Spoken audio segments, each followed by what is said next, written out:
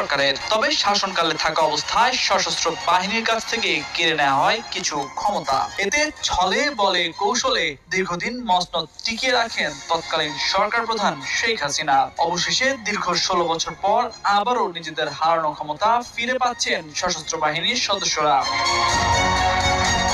জানা গেছে ২০০১ সালে সপ্তম জাতীয় সংসদ নির্বাচন সামনে রেখে আরপিও সংশোধন করে আইন প্রয়োগকারী সংস্থার সংজ্ঞায় সশস্ত্র বাহিনীকে অন্তর্ভুক্ত করা হয়। এতে একজন পুলিশ কর্মকর্তার মতোই নির্বাচনী অপরাধে বিনা পরোয়ানায় গ্রেপ্তার করতে পারবেন সেনা, নৌ ও বিমান বাহিনীর সদস্যরা। কিন্তু ২০০৮ সালে নবম জাতীয় সংসদ নির্বাচনে জয়ী হওয়ার পর আওয়ামী লীগ সরকার ওই সংশোধনী অধ্যাদেশে আইন প্রয়োগকারী সংস্থার সংজ্ঞা থেকে সশস্ত্র বাহিনীকে বাদ দেয়। এর ফলে নির্বাচনী দায়িত্ব পালনে police, armed police battalion, RAB, Ansar, BGB, কোস্টগার্ডের যে ক্ষমতা তা সশস্ত্র বাহিনীর থাকে না।